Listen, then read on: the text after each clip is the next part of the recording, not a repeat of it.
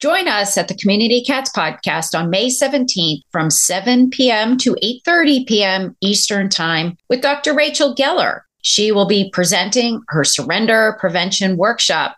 As a surrender prevention specialist, your knowledge of cat behavior may be the difference between a cat losing her home and staying in her home. You will be able to get your certificate this season and take advantage of the interactive format, extensive handouts, and footage of actual techniques. Sign up today for a fee of $10 and become Surrender Prevention Certified. See you on May 17th.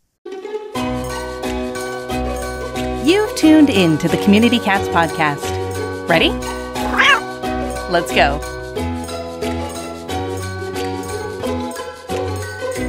Welcome to the Community Cats Podcast. I am your host, Stacy Byrne. I've been involved helping homeless cats for over 20 years with the Merrimack River Feline Rescue Society. The goal of this podcast is to expose you to amazing people who are improving the lives of cats. I hope these interviews will help you learn how you can turn your passion for cats into action.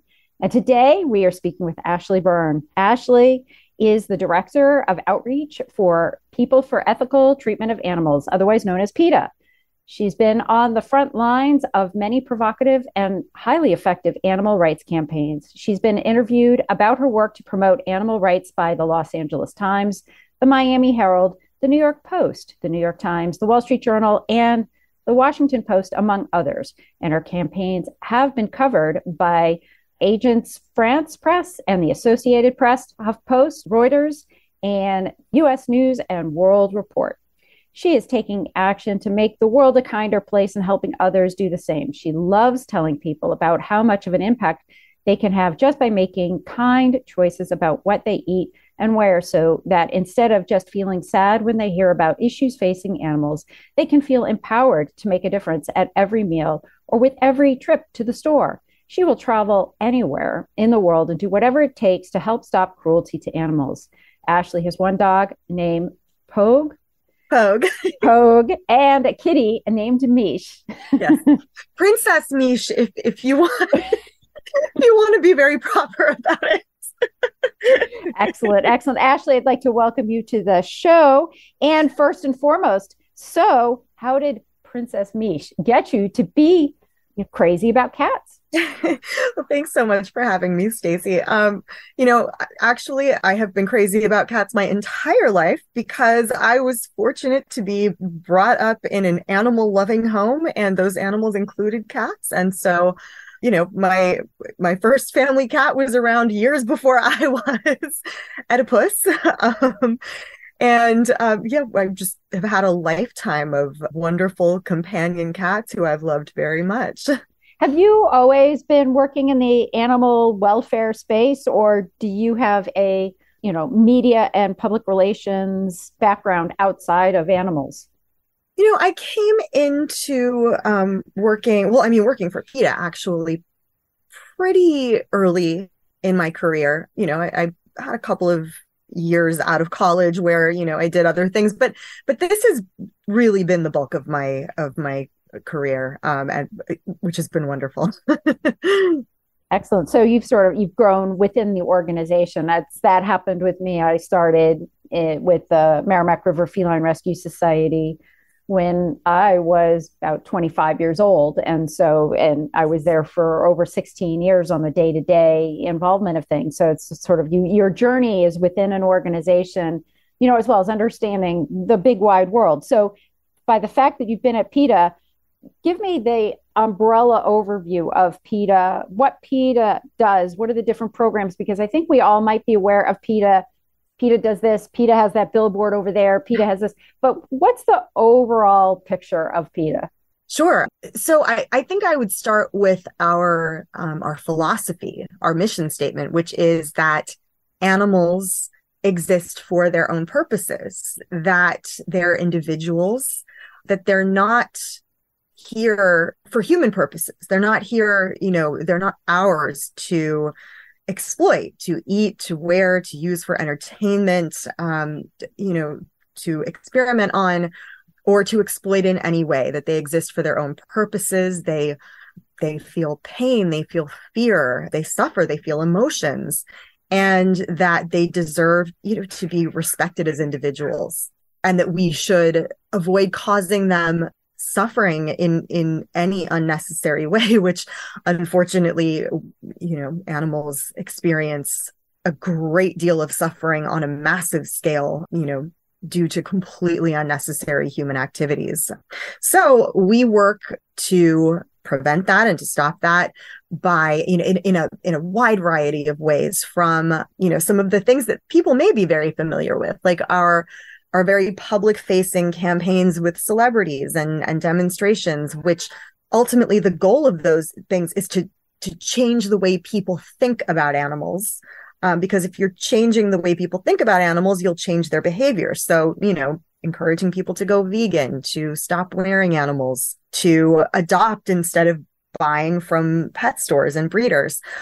But then we also have a lot of other, what I would call maybe hands-on ways of helping animals, which would include, we have a 24-hour hotline for people to report cruelty cases. And, we have cruelty caseworkers who respond to animal emergencies around the world, guiding people to local resources, in terms of how to help them, how to get law enforcement involved, how to get a suffering animal, to a vet. We have a low-cost spay-neuter clinic that performs services in the Hampton Roads, Virginia, and Southern Virginia and Northern North Carolina areas, as well as field workers there who go into areas of extreme poverty, where we see dogs living on chains 24/7 in the backyard. Often people forget to feed them, or just nobody visits them on a daily basis. And so, we go into these areas and provide them with whatever comfort we can and try to educate their guardians about how to give them a better life. And, we'll do anything. We'll deliver dog houses and straw, for the animals whose owners won't bring them indoors. And we'll intervene when we see cruelty, sickness, injuries. And that goes for cats too, dogs and cats. So we just have countless ways that we work for animals, and that's PETA US, but we have international affiliates around the world doing work for animals, and so that also includes our teams going into places right now like Ukraine and doing rescue and assisting people in helping animals in the middle of just the devastating war going on there. Or we have a team in Turkey right now helping with animal rescue after the earthquakes that have happened. Actually, our team was there a few days ago in one of the areas as it was hit by an earthquake.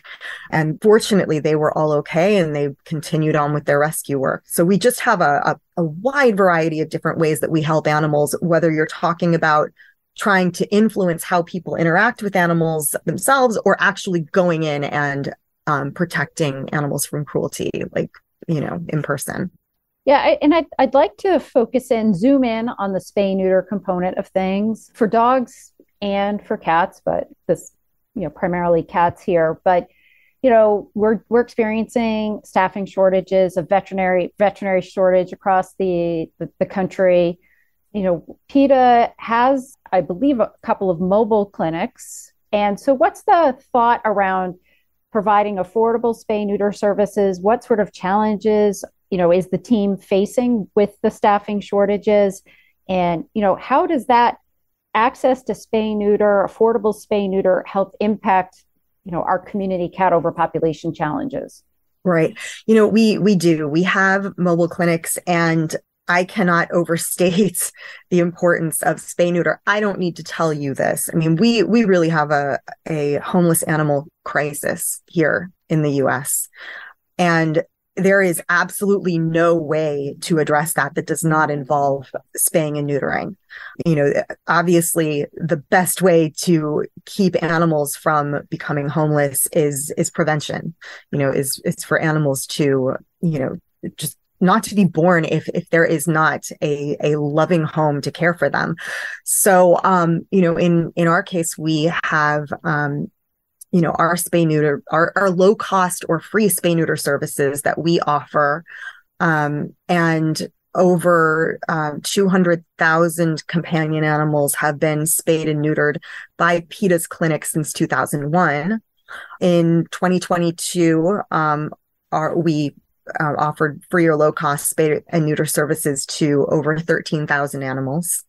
And obviously we will, continue to do so. And, we kept offering services throughout, the pandemic and shutdowns. And, it's just essential because, again, there's just with the crisis that we're facing right now, with the overcrowding that we're seeing in shelters, just the best thing we can do for animals is to be sure that, that they're not being born just to be discarded. So we just see it as the, really one of the most important things we can focus on if we care about helping companion animals, like including cats. So, and just trying to think about, like, I think you've looked at spay neuter in a very targeted way with those programs. Is there anything on a larger scale that, from our standpoint, or maybe something that we can learn from PETA, how do we create programs? We're finding that there's spay neuter deserts around the country, right? There's areas where people can't even access any type of veterinarian, affordable, not affordable, within 2-hour drives. Are there any support or any resources from PETA, anything we can learn from your team to help others to create in their communities? Well, I know that one thing that our clinics offer is free transportation for people who are unable to bring their animals in themselves.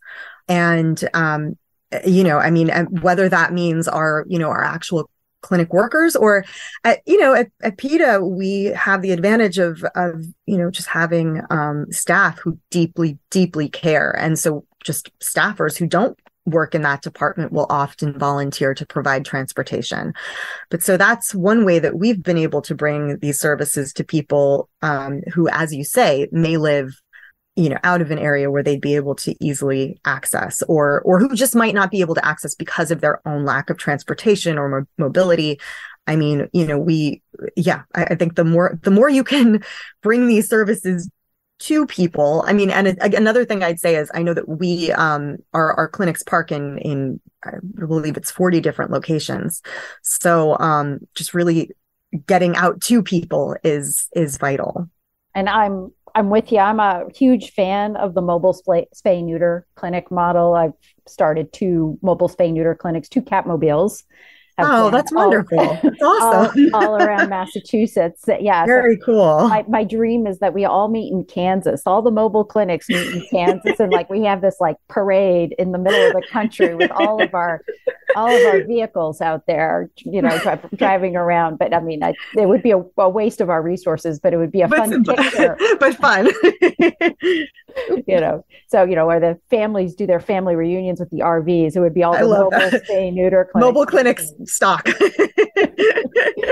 So that's on the bucket list after we solve the veterinarian and the technician shortage going on. And there's so many questions I have rattling around in my mind for you today, sure. Ashley. So, and I want to make sure I reserve enough time. And Mish has joined the party. I know. For those of you who aren't seeing, we're not showing the video, but we have a cat right in front of the camera right now. So yes, Mish is interested in finding out what we have to say about community cats. And most of my listeners are community cat caretakers. They do trap, neuter, return. They do trap, neuter, vaccinate, return. They do trap, neuter, return, management, however you want to call it. They do trap, neuter, and I'll decide and rescue some and return some and that kind of thing. And so, PETA has a strong support and interest in spay neuter, which is I find the proactive part of trying to prevent the cat overpopulation situation out there on the streets. But we are faced with a reactive decision too, with trap, neuter, return. So from your perspective, we talked a little bit about this before we hit the recording. We have some common ground, and then we have to either potentially agree to disagree or just have some understanding. So maybe help me try and understand where PETA is with regards to, let's assume we have a managed community cat colony, and then you can also go into the sort of what I would call an unmanaged community cat colony. Sure. So yes, I think it's known that that PETA is not in favor of the TNR or feral colony approach to homeless cats. And, the reason is that sadly, our experience with, TNR and managed colonies is that we have still seen cats suffering in so many ways, in spite of the fact, the best intentions of the people involved. And, you can have very caring, responsible people doing this work, but we receive countless reports of incidents in which cats are dying horrible deaths of fending for themselves outdoors. For instance, I think, I'm sure we are both aware of the fact that there are unfortunately people who are very hostile to cats out there.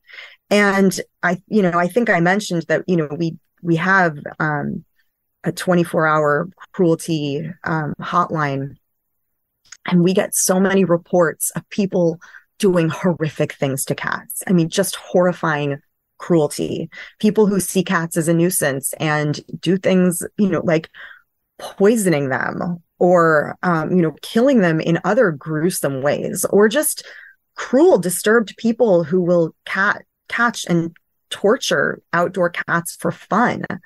There are people who will round up stray or outdoor animals and sell them to laboratories where they could be used in experiments. I mean, there are just so many things that can happen to any companion animal who is outdoors fending for themselves. And I would say that that's, one of the primary things that concerns us, that, a cat outdoors can be subject to extreme human cruelty. We also see so many outdoor cats being hurt in automobile accidents, being run over by cars or crawling inside of a car's engine, to find some warmth and sleep, and then just being mangled when the person, when the driver turns the car on without knowing that they're there. We've seen a lot of incidents of extremely sick or injured outdoor cats who are evading traps. And so they don't get the vet treatment they need. And they're just, suffering and dying in a prolonged and awful way. And so, I mean, these are some of our biggest concerns. I mean, it's really just that, we don't want to see any animal suffering needlessly, and we just do see a lot of suffering among cats who are living outside. And again, this, I think we absolutely have in common with people doing TNR that we all care about cats. We don't want to see them suffering. It's just that we think that there is so much suffering that can still go on, even when someone with the best intentions is looking after a colony of cats. I want to just get a sense from what you think, how many of those outdoor cats are owned, quasi indoor outdoor cats versus, because you're talking about, getting human interaction with the cats, and feral cats are very shy cats and usually are what I call the no-see-ums. And then there are the sort of they're either abandoned house cats or they're indoor outdoor cats that are much more human engaged and friendly, and I think can get in a little bit more trouble, as well as kittens. Kittens are really, they're the highest level of roadkill out there. So if you can get your kitten numbers down, that was what I used to use whenever I went to a city council meeting to get funding for TNR was, you want to get the kittens that I mean, I'm being very blunt here. They are the ones that are getting hit by the cars in a lot of cases. And so I just didn't know what your thoughts were about like the owned indoor outdoor cat, also in terms of being in that vulnerable space. Well, it's a good question. We have a very strong stance on cats not being allowed outside, unsupervised. It's, of course, we all know people, or we've all met people who maybe, take their cat outdoors on a leash, or in my case, I have an enclosed deck where, my cat can go outside very safely. But we are not in favor of cats being, living indoor, outdoor lives. Again, mostly for the safety of the cats, because, we have such concerns about human cruelty, about accidents, about poisoning, about, these things that can occur. But also, I think something we've been hearing about a lot lately that is very important is the impact on wildlife, on small animals and birds, and the fact that bird populations can just be decimated by outdoor cats. And, I think that's a concern too. And then unfortunately, so often that leads to more of this human cruelty, because people, there are people who feel justified in harming cats because they say that they're harming bird populations. And we don't want to see any of that. So again, I mean, primarily for their own safety, but also, it is a concern because of birds and wildlife. And I'll just share a quick story that the folks have heard from me. When the Merrimack River Feline Rescue Society started up in Newburyport in 1992, one of the things that happened at that period of time was we had a dumpster with 35 plus cats there, and they were trapped and removed and euthanized in 1990. And that there was a gentleman also who took baseball bat to cats that had been living in the boat in the winter time. Whereas there were 300 cats on the waterfront. So in 1992, we started the Trap Neuter Return program, 14 feeding stations fed twice a day. I'll fast forward through to 2008. The last cat from that managed situation died, and there are no community cats at all in Newburyport at this point in time anymore. So there are some successful models out there, and I can tell you it was a very dedicated volunteer group when a cat was missing. And as the cats were getting older and aging out, some were brought in for hospice and others were not. And it was a long dialogue amongst the caretakers to make a decision as to sort of what was the best, for those cats. So, and with drop traps, there's a lot of tools now to get injured cats that we didn't really utilize back in the 90s. So and that Newburyport is in the home of the piping plover, Audubon area, and all that kind of stuff. So I would like to feel like we created a nice balance, which is at the end of the day, we all wanted fewer cats out there on the streets, and right. and the cats that were out there that did get brought into our shelter were microchipped. I mean, we had the Siamese cat that came into us like every week, and because people would worry about this very friendly Siamese cat being out there walking down the street, and we'd be like, oh, Fido, hi, but we'd have to give Fido back to their owner. And I mean, it was a perfectly healthy cat, just was outside, was one of the few outdoor cats. And so, in my perspective, I'm like 99.9% of this revolves around spay neuter first and foremost, because I think it elevates the status of cats in our lives. And nobody wants an unneutered or an unspayed cat in their house as an indoor only cat. And so I really think that's the crux of our problem. I think we are united in the desire to make sure that spay neuter is accessible and affordable to everybody, because it could solve so many of these tensions that we have.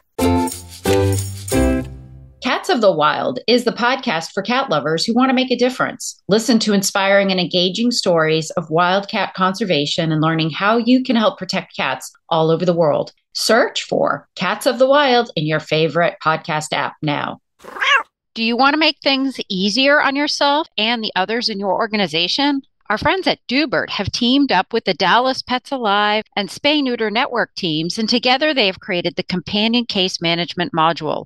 It allows you to be more proactive with all your organization's needs, create cases for your clients, and organize them by type. Whether it is a rehoming situation, a pet parent needing food or medical assistance, or simply spay and neuter inquiries. CCM can help you manage all of them right from the Dubert system. Plus, a huge bonus, it allows you to connect with those clients right from the case, so there is no need to open up new windows for emails or pull out your phone for text messages. Check it out and learn more at www.dubert.com to get started today. Ever wanted to quickly connect, collaborate, or problem solve with others in the animal welfare field who are, real people? Look no further than Maddie's Pet Forum. Maddie's Pet Forum brings people of animal welfare together with the common goal to keep more people and pets together. We share ideas, expertise, offer each other support, resources, and more. Visit forum.maddie'spetforum.org/cats. Maddie's Pet Forum. Come for an answer. Stay for the community.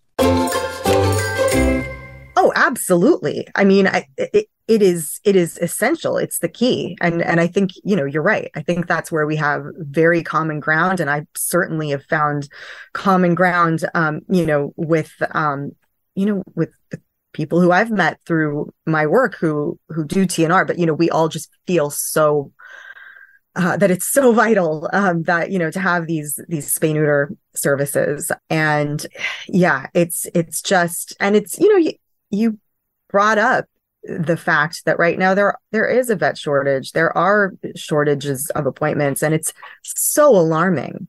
It's very frightening. And I've heard quite a lot of horror stories too about, even just the fact that in a lot of places, mobile spay neuter clinics, like in Los Angeles, the mobile spay neuter clinics stopped operating during COVID, the shutdown.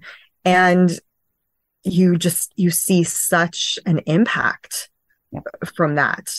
You see this exponential spike in kittens being born on the street after something like that. And so, I think that spay neuter, and obviously one thing that I'll mention that I think is somewhat unique to PETA is that in terms of, we as many other groups do, we try to promote adoption.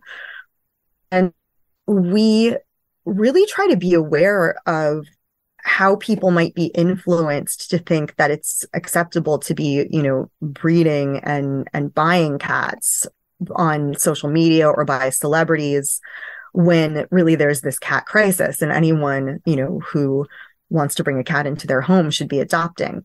And so we have, when we see any celebrity showing like a purchased kitten, or, just, tagging a breeder in their posts or anything like that, we really make a point of going in there and asking them to take it down, to untag the breeder, to say something about adoption and spay neuter to their followers, because that's something that I think is a concern too. And I think we've all seen, again, a spike in that since the pandemic, since people seemed to get this very erroneous idea that shelters were suddenly empty.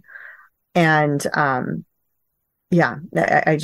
think I can't overstate how important it is for people to realize that they need to be adopting cats, not buying them. Yeah. And I think there's two sides, and we could have a whole show on this topic. So I'll just mention, one thing, which is during the pandemic, shelters were open by appointment or doing things virtually. I also think that there's some organizations have limitations on the process. The process is challenging for adopting, and it became more process oriented even with the pandemic. And so it just, I know for a fact, my niece, some of my family members, younger family members have had a hard time adopting because of various rules and that kind of thing, because of their age, so there are just some challenges there. Not to say that, I just think we have to understand both sides of the story, because adopting is a business too, and adopting is servicing a client, and they need to realize how they're serving them too. They're serving multiple clients, not only the person, but also the animal, right? Well, and I know that we feel that it's vital at this point in the stage of things, when businesses are back open, government buildings are back open, that shelters be back open as well, and not be as you said, on an appointment system, or, offering limited services when, for instance, when you're in a city where everything else is back to normal, like those services need to be back to normal as well. Right. Ashley, I know, as we mentioned earlier in the show, PETA is involved in a lot of different stuff. What new campaigns do you have going on? Well, as I mentioned before, I mean, we have a variety of campaigns that encourage people to help animals with their daily decisions, whether you're talking about what you're eating, choosing vegan meals, or what you're wearing. And I think that's something that people don't always think of as much, but we, so for that reason, we have a lot of campaigns encouraging people to make their closets vegan and to shop for vegan clothing. And, I think people understand, when they think about an issue like fur, I think fur is pretty out of favor these days because everybody knows the extreme violence and cruelty that goes on behind the scenes in the fur industry. And that's why, so many designers and retailers have dropped it. But we're trying to educate people about the other products that they might not think about as much as well. Like, for instance, wool. The fact that, I think people have a very sort of pretty idea of what the lives of sheep in the wool industry are like. But, we've actually done dozens of investigations into wool farms in just several countries. And every time we find extreme cruelty, especially in the shearing process, because shearers are paid by the pound. So we find animals, just being punched and kicked and having bits and pieces of their skin or their ears lopped off during the shearing process. And then when their wool production drops, they're slaughtered in really gruesome ways without painkillers. Or, for instance, down. I mean, these are also animals who, these ducks and geese are living on factory farms and just they're living miserable lives and dying very violent deaths. But so what we want people to know is there are fantastic vegan clothing options out there these days, and they're at the stores where people are already shopping. They're widely available. Very often they're very clearly labeled these days. And so whether that means looking for a down alternative jacket, and so many big brands are doing them now with alternative fillings. Like I know the one that I bought this year is made, has a lining made from recycled plastic bottles, and it's so warm. Or, encouraging people to look for wool alternatives, and to read the label and just, look for that little, percentage of wool even that might be in a sweater or a coat, and just to choose, something else instead. And again, it's all out there. It has to be labeled by law. If you read the label, it has to tell you what's in there. And you can just prevent so much needless suffering by choosing, a pair of vegan leather shoes or a wool-free jacket instead of one made from animals. Excellent. Thank you for sharing that. And I know my family tries to do that, or else go to a thrift store. Both my children love thrifting, so yeah, they'll go that way. And I think people, I think consumers are a lot more conscious now. People realize they have, a lot of resources for learning about what they're buying, and brands are realizing that too. That people care. And we actually have a cruelty-free shopping guide on our website, PETA.org, for anyone who does want help making more compassionate choices. It's sort of like the environmental working group. There's a resource for animal testing, right? Doesn't the environmental working group, the animal testing site? Well, and you know what? We also have a cruelty-free shopping guide for beauty products, household products. As you say, we have lists of companies that don't test on animals, and then we have the list of the companies that do. It really is so easy to make a difference just by, by choosing one product instead of another, because companies do take notice. They absolutely do. And that's why we've seen such a push from them in recent years to promote their cruelty-free offerings. So if folks are interested in finding out more about PETA and what they can do to help, how would they find out? And is there anything else you'd like to share with our listeners today? Well, yes, people can visit PETA.org to find out more about anything we discussed, about PETA's, spay neuter programs, our mobile clinic, our shelter, and to also to access the cruelty-free shopping guides I was talking about, to watch any of the exposés that I mentioned.